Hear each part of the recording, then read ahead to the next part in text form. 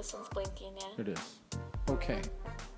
Welcome to another episode of Mastering Entrepreneurship. I'm your host, Ravi Parashar. Today I am here with Gabriela Escobar. Yes, sir. And another colleague of mine in the Masters of Innovation and Entrepreneurship program. Wow. They should have just made that a shorter title. Masters of Innovation and Entrepreneurship. You know, so while I was setting up this podcast and getting a website and everything, I didn't realize this. Mm-hmm. Entrepreneurship is a 16-letter word. 16 letters.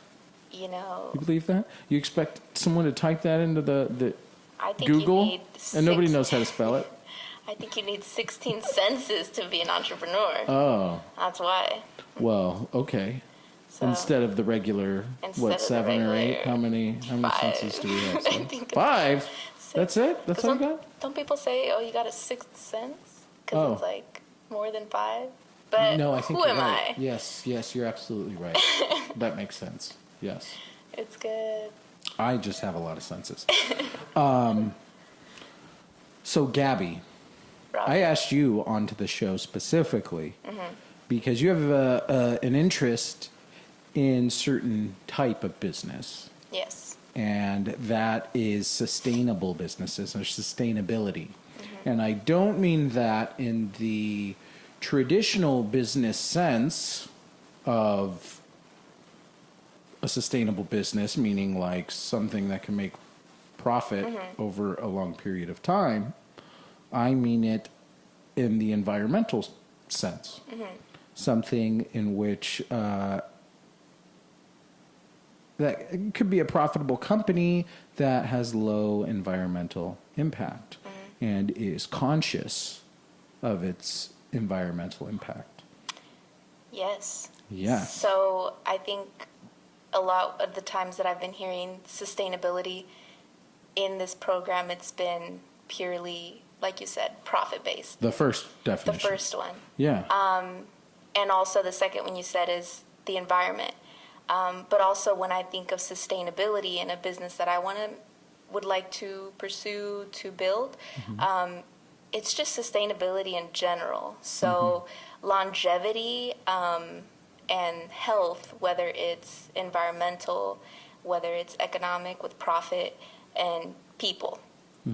So because sometimes you'll have a business that wants to create a sustainable product, but it's like kind of hitting that triple bottom line with the business is right. the people, the planet, and the profit. Yeah. So, you know, let's say I want to do a consumer product, I want to make it have as low of an impact to the environment. And at the same time, doing something like providing livable wages for whatever area my employees are in. And just thinking about the long term, because, and it's a process. That's the thing. It's like being in this program that's moving so quickly. It's 9 months. Every week we have to have a different project done or a different presentation. And I'm like, wait, hold up. I got to figure out all the moving parts that are happening in this business. Yeah. So that's kind of what I would hope to do in the future, is sustainability in a general sense of, you know, that triple bottom line. Right. Okay, so let's take a step back for a second, and let's find out about your background. Okay. Okay, let's start off with where you grew up. Okay. Well, I grew up. I was born in San Jose, California, and. Me too. No. Well, way. not San Jose, Sunnyvale. Sunnyvale. Technically, I was born in a hospital in Santa Clara. Oh, okay. So we're just. I think I was born in a hospital in Santa Clara. Kaiser? Maybe. I don't know. It was in 1988, but yeah. So, is that where I know you from? Whoa! Oh my God! Long time no see. Okay, Long time sorry. No see. No. So you were born in San Jose, California. Yeah, and then because of, I think it just stems from that too. Even like my migration to the Central Valley up in Modesto, California. It's like we had to leave because of rising housing prices. Right. And so now we go to Central Valley. I grew up. So how old were you when you moved out of I was like 5. Silicon Valley? Okay. Oh, Yeah. you were. So I was really young. Yeah. But for the first month, we would commute with our parents at like 3 a.m. and they would take us to preschool over there, and then we'd come back. So eventually we settled, and I still had to wake up early for like, I forget how long, because they would have to commute, and then they would take us to a friend's house at like 3:30 in the morning. So that was I feel like there's so many parts. So your parents were still working in San Jose? Yeah, they did that. I think my mom. And they were commuting from Modesto all the way to San Jose. Okay. Yeah. So technically I'm from Salida too, but I claim Modesto because Salida's a 13,000 population. Sure. I'm a small town guy. No way. Yeah, of course. Big Bear. Ooh. Big Bear's a tiny little town. Yeah, so. But I actually been hearing Salinas a lot in Salida, I don't know how to say it, but you Salinas, might be thinking of Salinas? Salinas. That's another one. That's the flower place where they grow all the flowers? Maybe. Oh. That's what I've been hearing a lot in the news, and it's because the cannabis going gangbusters on all of these flower growing operations, right? See, have we thought about the repercussions of doing that? Well, I'll leave that up to you. So, okay, you were 5 years old when you moved to Modesto. Mm-hmm. Did you stay in Modesto, or is that where you grew up? Yeah, so Okay. I pretty much grew up in that area, very agricultural place. Yeah. And honestly, I feel like a lot of my childhood and who I am also comes from a place that I am not from, but what my family is from. So my family is from El Salvador, which is in Central America. So that's the culture I grew up with, you know, Hispanic culture, very family-oriented. Yeah. You know, Pupusas? hardworking. Pupusas, yes. Still working on those skills. But yeah, it's been a ride, and here I am now. El Salvador. I'm thinking of El Salvadorian food now, pupusas, and they use banana leaves instead of corn husk for tamales. And it makes it a much more moist. I was going to say, it's a wet tamale. It's a much more moist masa that's inside. So I love that. So next time you go home, you'll have to bring me back some moist tamales. Moist tamales. Yes, please. Yes. Okay. So now I want to talk about your entrepreneurial journey. We're all entrepreneurs here. And for many of the people that I've spoken with already, including myself, we had an early start with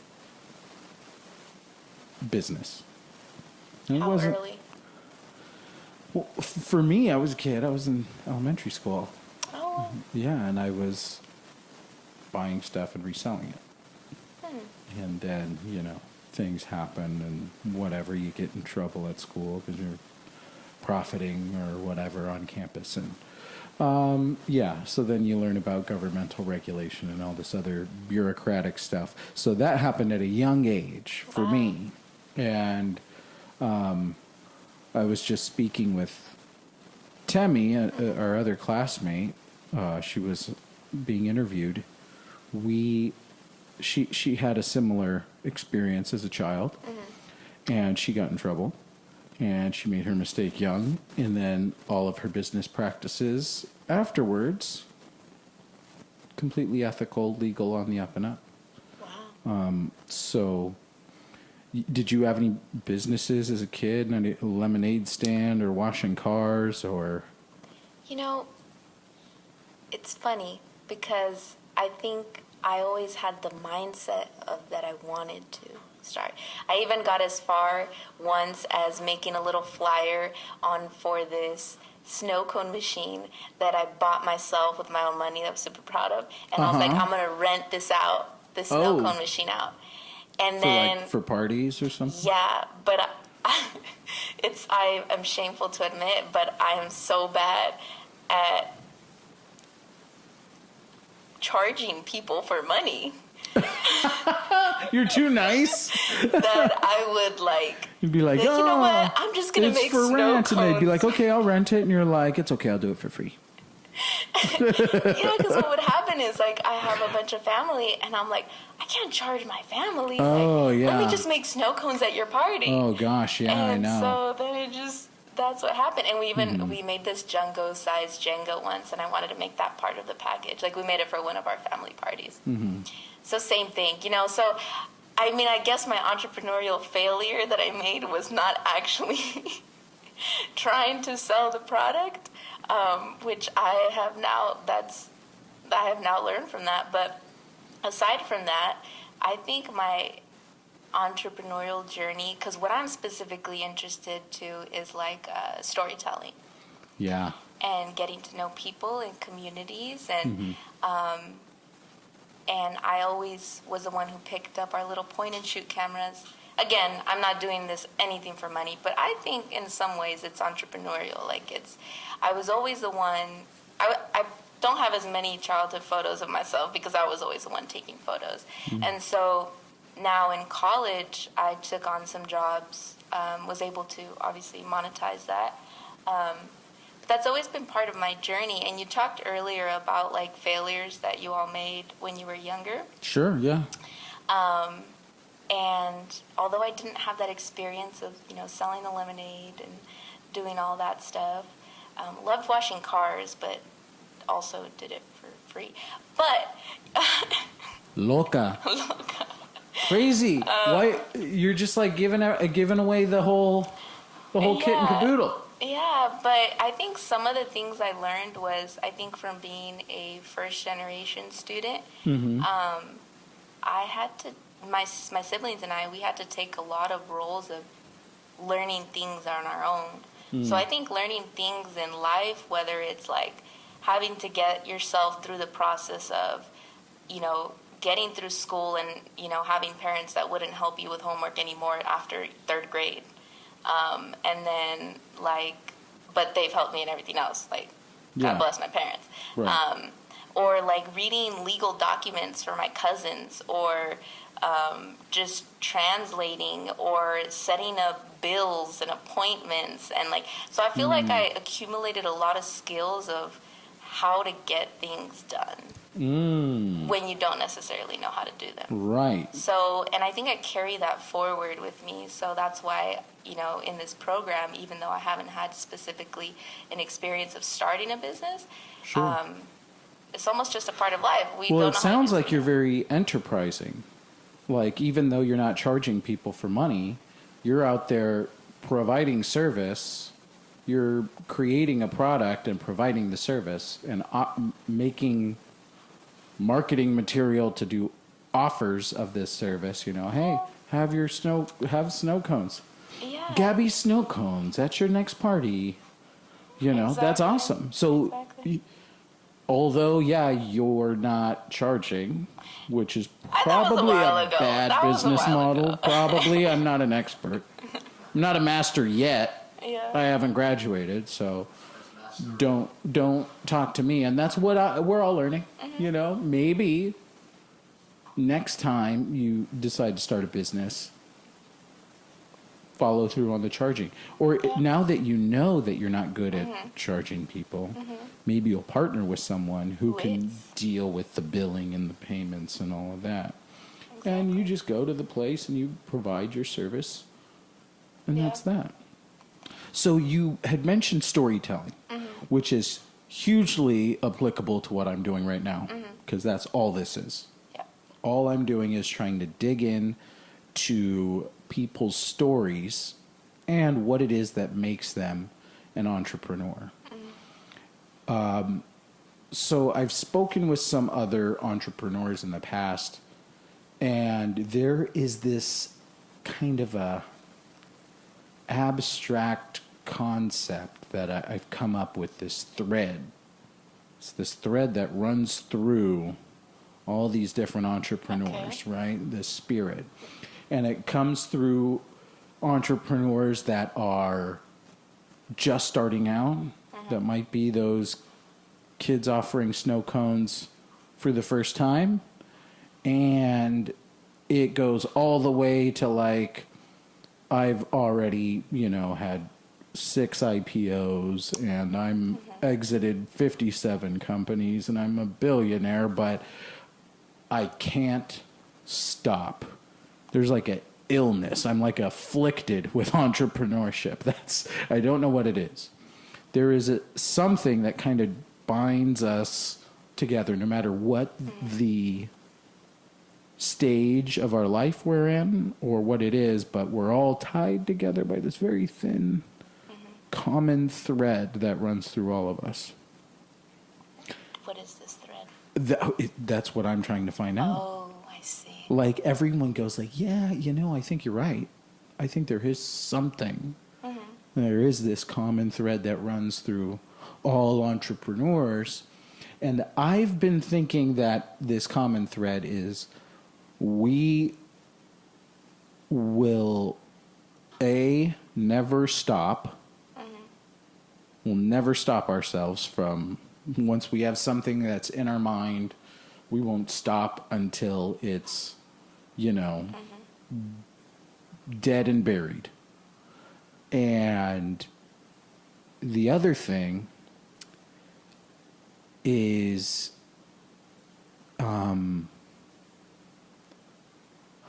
this is why it's so difficult. It's just hard to put into words. So it's a desire to never stop, but it's also like I have to be in control of my own life. Like I cannot I can't let somebody else drive the car of my life and make decisions for me. Like, sure, I might be able to go and work a job or whatever, but when you do that, you're like, okay, I'm going to go get this job. I'm going to work at it for 2 years. I'm going to save up $75,000 and I'm going to go and start. Like, it's just part of this larger plan that drives us. And some people are like, well, I'm going to go get a job at whatever the accounting store, and I'm going to work there until I'm 65. And then they're going to throw me a little party. There's going to be a little cake. They're going to hand me a gold watch. And I'm going to go home. My mortgage will finally be paid off by the time I'm 65. And I'm going to sit there until, the diabetes gets me. I mean, it can be a beautiful thing for some. Absolutely. I'm not saying it's like a terrible thing, but there's people who choose that, and it can be a wonderful life, right? But then there's other people who are saying, like, there's no effing way you're getting me to do that. And I think that's the thread. For me, that's what I think it is. But other people are saying, like, oh, yeah, no, I think it's just, I want to make money. I just want to be my own boss. And I think the difference comes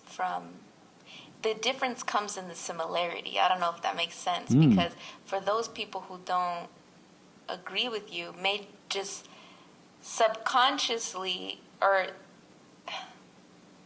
they don't realize it themselves so subconsciously that's the truth.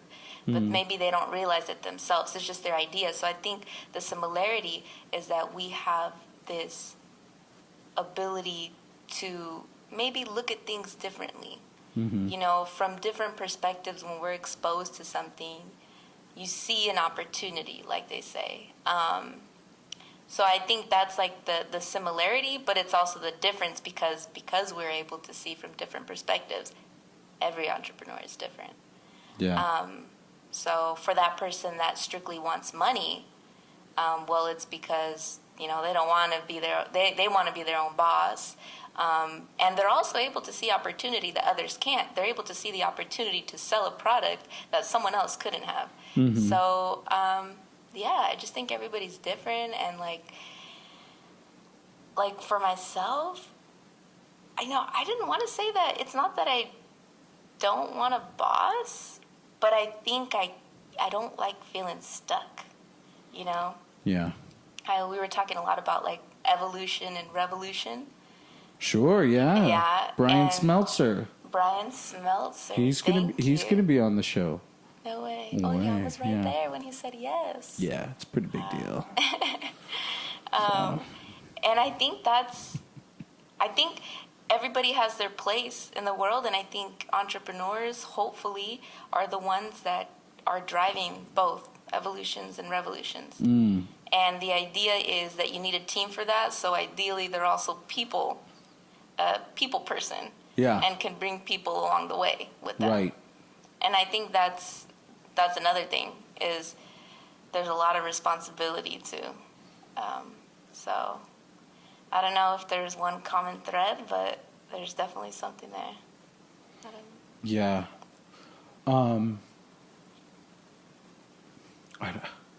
It's just so tough to talk about something that's So abstract. abstract and like you can't articulate it, you know? Yeah. So it's always a good thing for me to just change the subject. Anyway, we talked about we talked about your past. Yes. Growing up. San Jose, Modesto, pupusas, wet tamales, not moist Oh my God. tamales. And what was so high school, Central Valley still living in the Central Valley, okay. And how about college? You move out of the Central Valley, I'm guessing, unless you went to like Modesto. UC. No, went to UC Irvine, Rip Meters. Oh, wow. Cool. And you studied, what did you study? I studied sociology and a minor in management. Sociology and a minor in management. Okay. So business management, was that here at the business school or? Yeah. Funny story is I came in undeclared. Oh. And my number one goal was to get into the school of... Did you come in as a freshman or were you like a junior Freshman. college champ? Oh, okay. Cool. Yeah. And my goal was, I'm undeclared, and I want to study business administration at the Paul Mirage School of Business. Oh, snap. Yeah. But the only thing on the application is your grades and the prerequisites. And after 2 years of trying, I was rejected. And I couldn't get in. But thankfully, along the way, I kept an open mind, and I was like, okay, I need backup plans. And somehow sociology, it was almost like it was meant to be. So I studied sociology, and I kept that minor in management because I took enough classes, and I thought it was interesting. But it opened my mind. I honestly think I learned more about what I needed to doing sociology, and now I'm here to supplement it with the master's. Wow. Yeah. That's interesting. You know, everybody in our program has this. Sorry, I'm just going to get comfy. Okay. Get comfy. So everyone in our program has this unique background, pretty much. There's some people who went the traditional business school undergraduate route. I myself have a music degree. Temi, who I just interviewed, has a biology degree.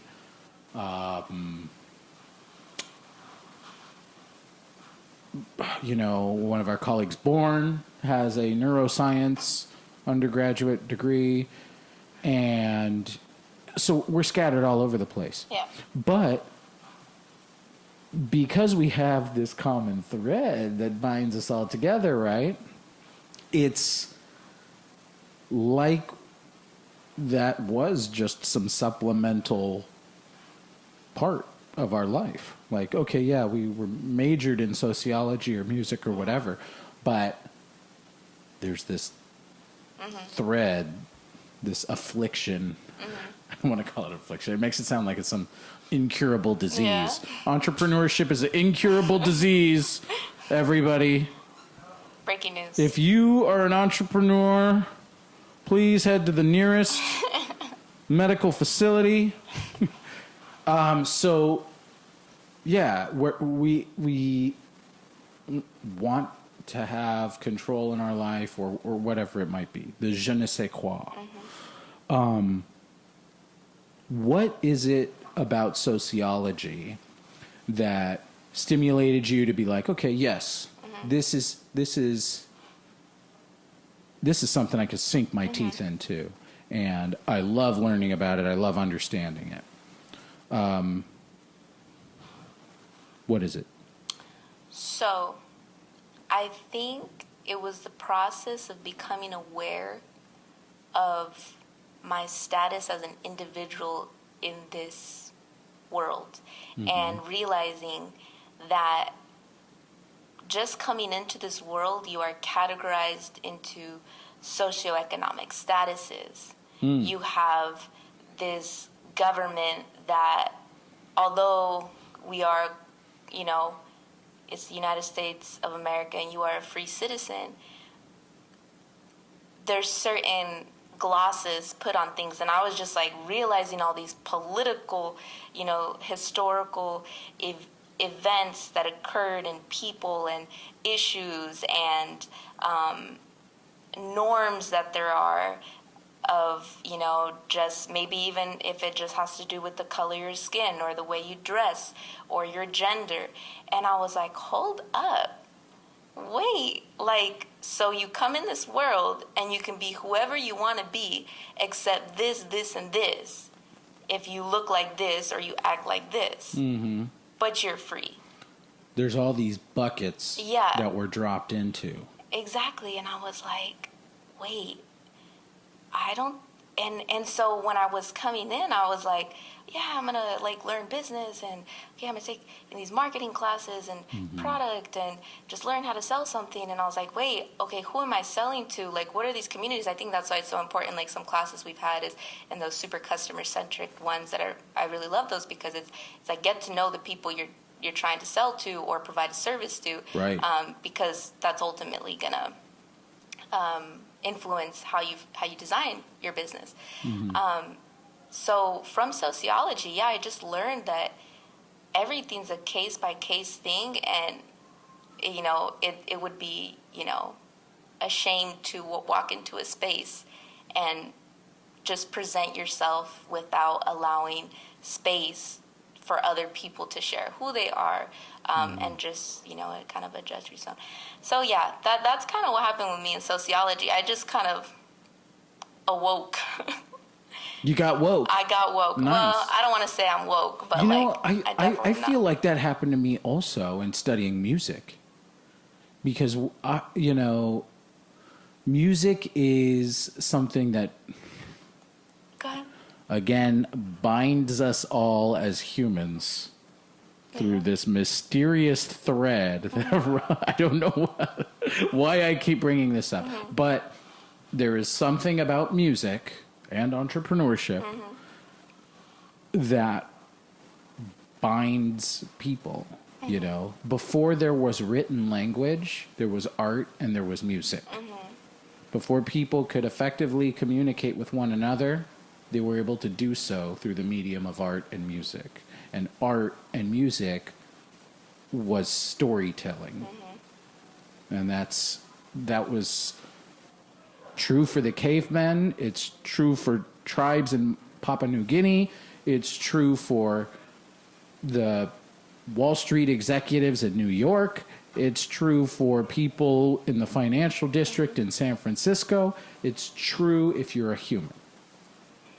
And that was one thing that I realized was fundamental. And then there's all of these buckets that you start wrapping ethnographic groups and, the jazz musicians of the South, the Appalachian folk, all these different regional things, and the identity that's negotiated, right, between these groups of people or these individuals and their group, the groups amongst themselves. And it's like this crazy structure that's built all around it, but at the root, for me, it was, music. So I wonder if that's kind of what your experience with sociology was like, okay, we're all just humans in this raw state, but then we have identity of who we say we are. And then that's negotiated with what other people say I am.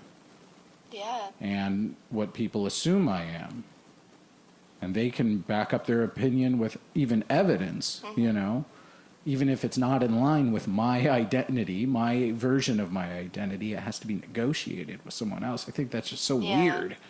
And it's so interesting because, and that's why I'm super interested in psychology too, because it's like the self, and then sociology. It's interesting how we're wrapping all these ideas around. You're talking about threads and connections, and sociology is when you take that single person and you connect them to another, and so you study the interaction from as small of a group as 2 to whatever 2 million to billion and stuff like that. And the funny thing is, I started to realize obviously all these norms and these categories, but sociology itself also is categorizing too, categorizing things we know. And as humans, we have this innate need to categorize things in order to understand them. So I think, it's interesting how that works. But and maybe that's what I'm trying to do right now. Is I'm trying to build the box around entrepreneurship, or what it means to be an entrepreneur. Are you trying to put them in a box? I think that maybe that's what I'm doing, and maybe that's the exact wrong. Really, all I'm trying to do is get into people's stories. And get them out there, because I think other people are going to find value in these stories. But by me bringing everyone to this forum and telling these stories and saying, hey, we're all entrepreneurs, we all have this in common, maybe I am putting people in a box. And I think what you'll find is, so obviously looking at the box, and then like our good professor of marketing said, we have to, in order to think outside of the box, we have to define the box. Oh yes. Oh yes. But and then now looking beyond that, you were talking about threads. And you know, why don't we think about it so instead of thinking about a box, we have like trees and roots in the environment. Sometimes I like to think about it in an actual the planet way. And then bringing on like, so something I learned in sociology is the whole degrees of separation, where, you know, you may know someone and I may know someone you know only because you know them. Right. But I don't know them directly. So what you may find is that we may not have one single element in connection, but there's just like these, like you said, these different threads and these different ideas that they have these interactions with each other, maybe not at a single moment in time, but at different moments in time. And it's just like the world, the ecosystem, like we talk about it, the environment, like it just kind of blends with each other. And I don't know if there's one single answer for what makes an entrepreneur the same as the other. Right, yeah. Because each person, it takes different things to build them, to be influenced, to create, and stuff like that. So absolutely. And I was actually having this discussion with some of our administrators, because there's this, we get hammered over the head with, this is high growth businesses, venture capital. That's what entrepreneurship is. That's the message I've been receiving over the first half of our program, at least.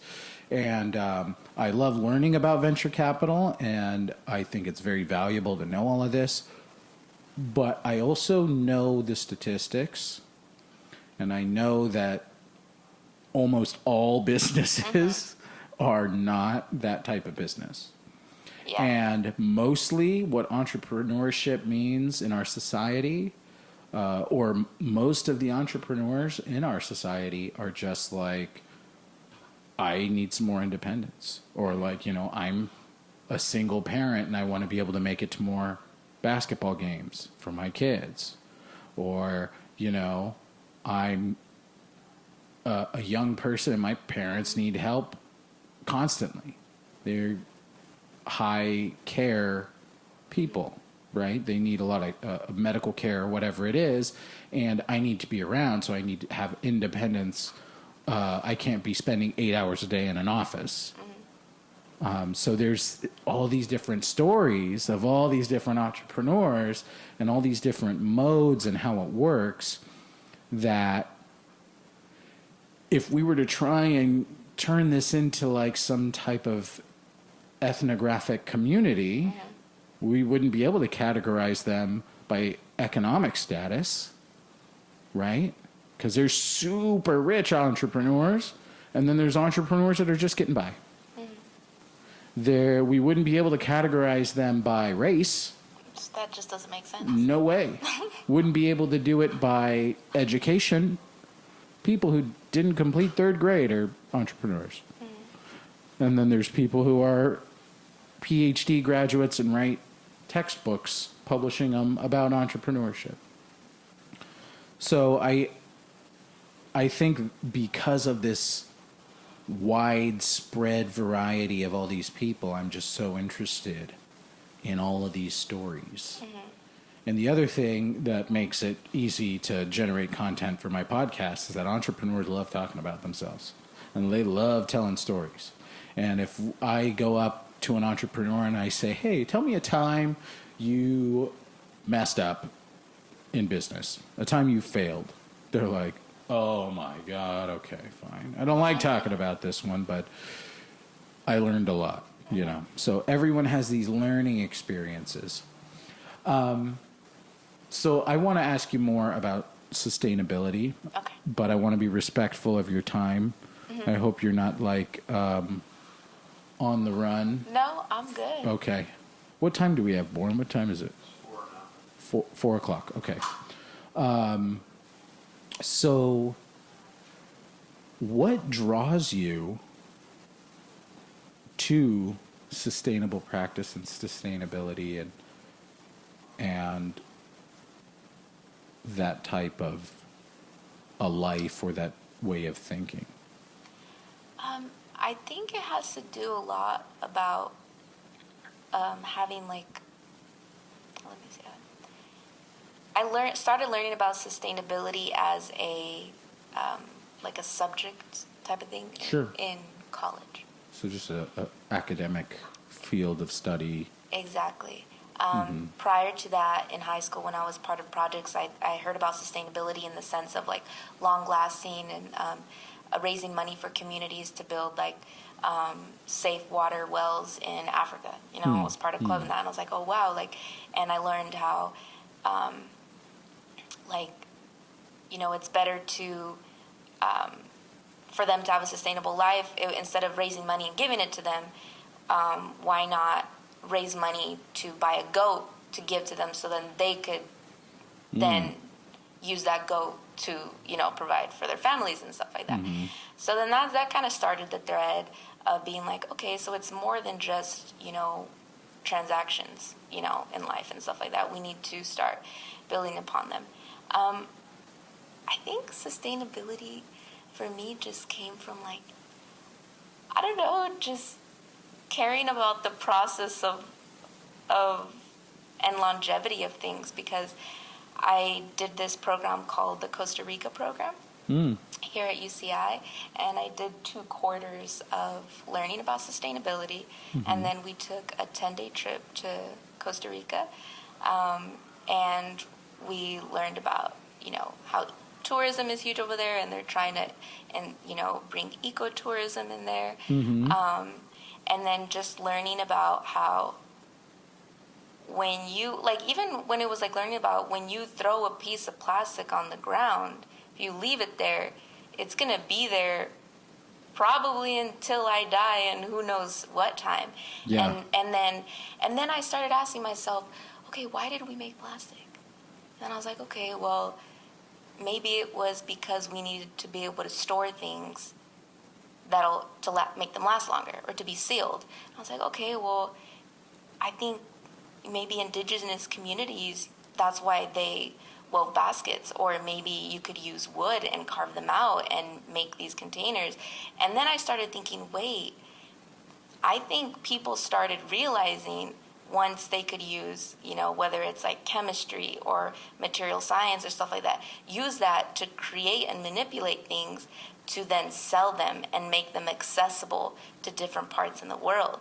So then I started to seeing how sustainability is connected to business, because although people started solving problems, they started at what cost?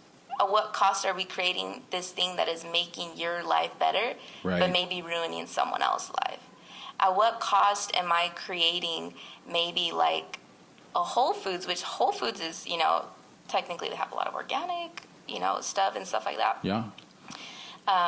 Organic products for you to buy in this high income community, and then only allowing a liquor store for the low income food desert communities. Mm-hmm.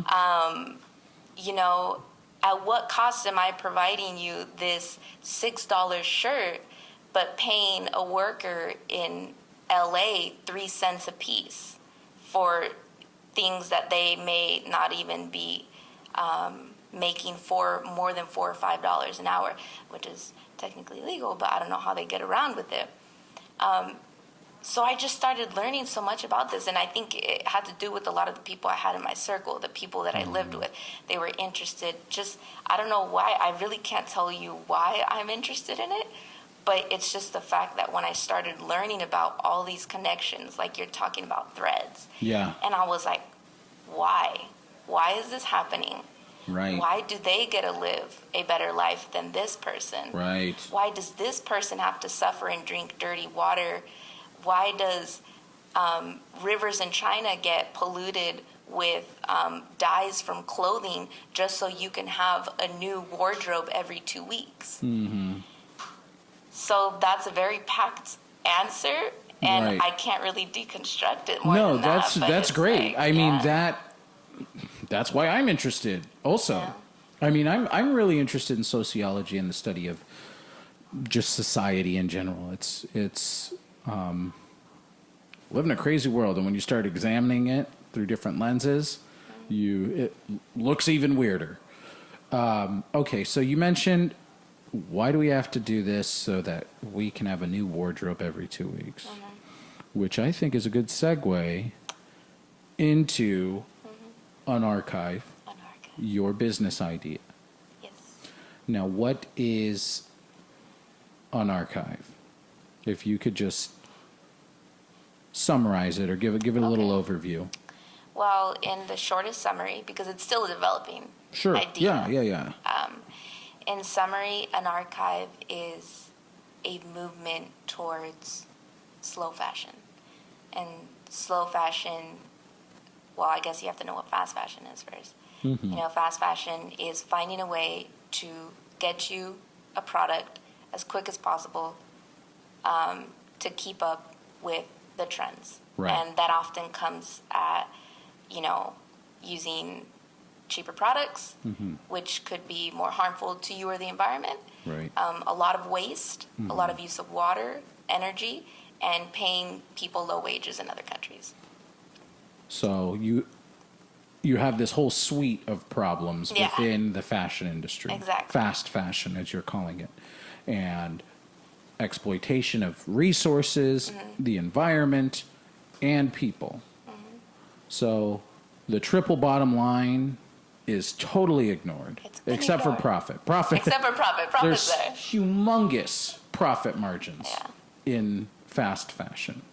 Okay, so now this, I love this idea because I suppose this is an evolutionary idea, but it's also revolutionary because it flips that concept upside down. Yeah, so I think what essentially, I like the idea of evolution, and evolution's happening with revolutions because they need each other. And I came to the conclusion that it's almost like flipping the business having the power in this transaction, because businesses, the fashion companies, they technically have the power. They have the playing card. They put out the stuff, we buy it. Yeah. How can we switch the power to making it about the consumer, to fulfilling their needs and their wants? giving them the power of purchase, how they say, like, so it's like, how do we flip that? So maybe that's part of the revolution. And when it comes to this, slower fashion, more sustainable, ethical fashion movement, which I'm still learning a lot about. So I'm no expert. There's so many people doing so much research and a lot of work in it. So when it comes to this, you also split it up into categories. We're back to categories again. Yeah. And it's hard, like, there's no way we can tackle all of it at once. So there's some people doing renting clothes because they know that's, the fact of the matter is some people don't like to use their clothes a lot. They don't want to be seen in the same things all the time. That's fine. Let's start a renting program. Exactly. Some people are starting from the bottom and they're going to the materials, which takes a lot too. Yeah. It's like, how do we find more ethically and sustainably sourced material so that when you buy a piece of like jeans or pants or something, you don't have to feel as guilty because the process that it came to be is better. And then, so what Anarchive was looking at too is the waste of clothes. Mm-hmm. So what happens is, I guess, I think it rose from 68 pounds to about 80 pounds is the average amount of clothes that the average American discards a year. And obviously this is an average, so some people may have more, some people may have less. And I was like, okay, so what you're telling me is that there's this huge amount of clothes that is being get rid of. To me, that sounds like opportunity. Mm-hmm. Because, sorry, there you go. No, it's okay. To me, that sounds like opportunity because clothes still has a second life. And so I could get into the way of, like, doing what thrift shops do and, taking clothes and then reselling it. But I think there's an opportunity to restructure the customer journey and experience with clothes, whether that means having a thrift shop and workshop space and bringing creativity back into the consumer end. I really want to figure out how to do that, and I think it'll be a big hit for certain folks, and hopefully we figure that out soon. That is an awesome idea, and I'm also hearing like more sustainable business ideas that For sure.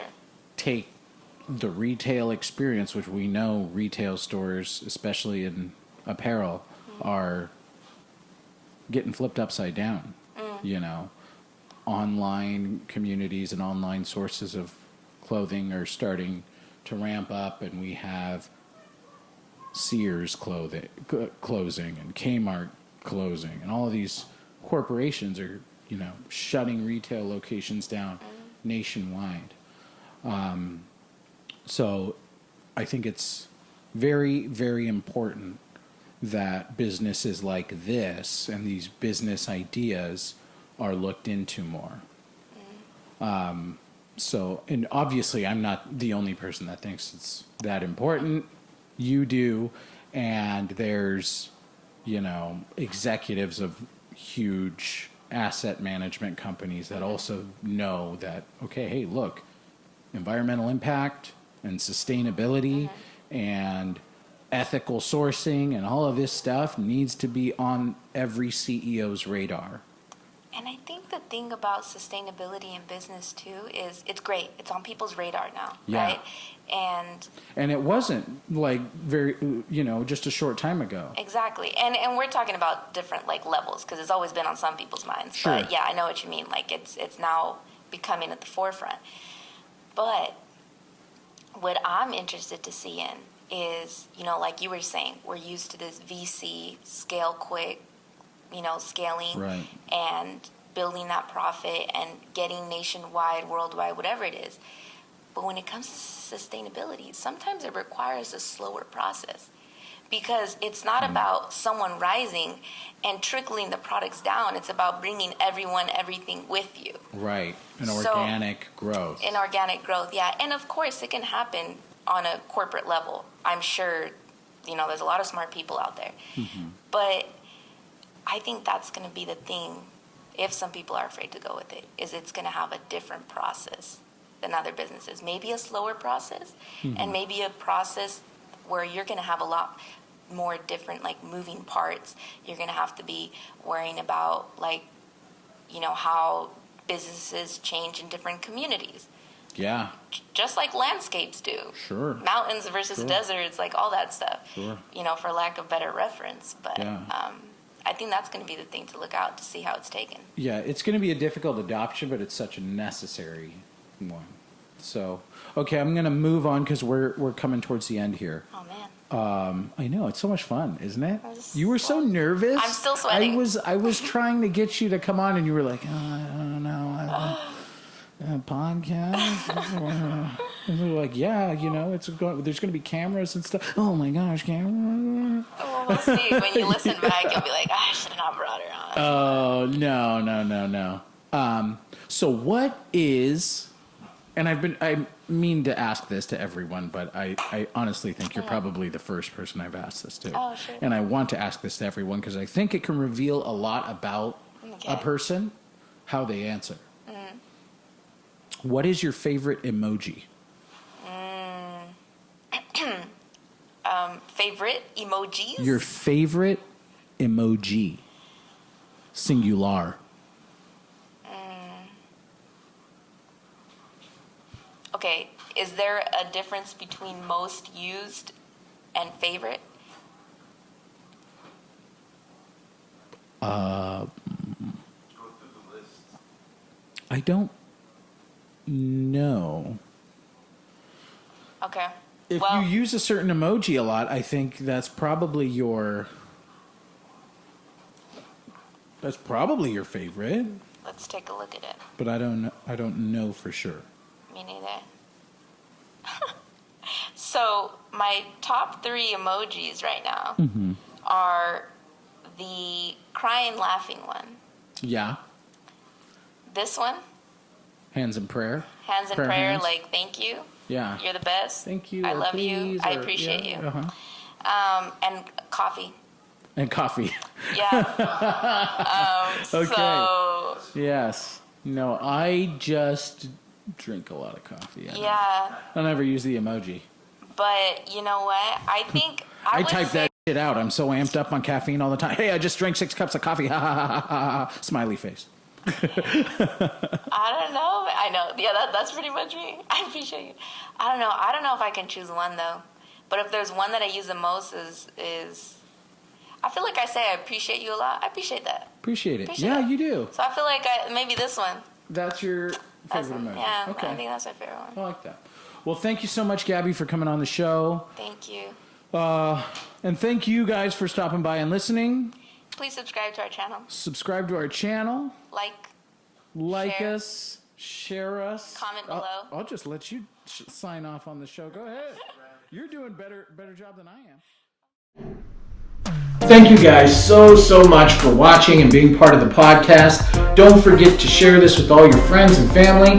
You can subscribe to our YouTube channel and follow us on all of your favorite social media platforms. Don't forget TikTok.